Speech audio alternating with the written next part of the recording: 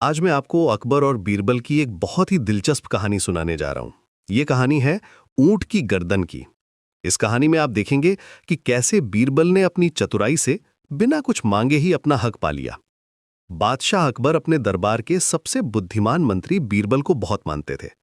जब भी बीरबल कोई समस्या हल करता या कोई अच्छी सलाह देता तो अकबर उसे इनाम देना नहीं भूलते थे।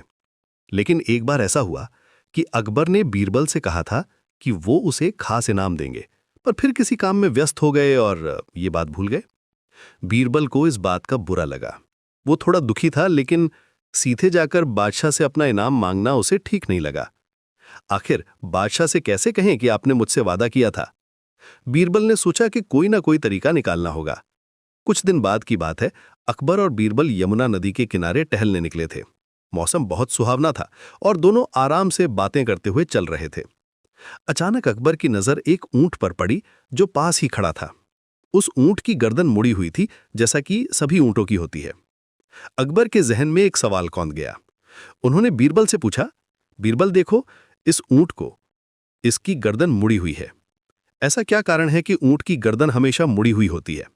बीरबल ने सोचा कि यह अच्छा मौका है बादशाह सलामत को इनाम के बारे में याद दिलाने का। उसने बहुत ही चतुराई से जवाब दिया, जहां पना, दरअसल ऊंट ने कभी किसी से वादा किया था और अपना वादा निभाना भूल गया था, इसलिए भगवान ने इसकी गर्दन मोड़ दी है। ऐसा भगवान हर उस इंसान के साथ करता है जो वादा करके उसे निभाता नहीं है। बीरबल की बात सुनकर अकबर को तुरंत याद आया कि उन्होंने बीरबल से इनाम का वादा किया था, लेकिन अभी तक वो उसे दे नहीं पाए थे। अकबर समझ गए कि बीरबल बहुत ही होशियारी से उन्हें अपने वादे की याद दिला रहा है। अकबर मुस्कुराए और बोले, बीरबल, तुम सच कह रहे हो, वादा ना निभाने वालों की गर्दन वाकई मुड़ जाती है। चलो अभी महल चलते हैं, मुझे तुम्हें कुछ देना है। दोनों तुरंत महल वापस गए और अकबर ने बीरबल को वो इनाम दिया जिसका वादा उन्होंने किया था। बीरबल ने चतुराई दिखाते हुए बिना मांगे ही अपना इनाम प्राप्त कर लिया।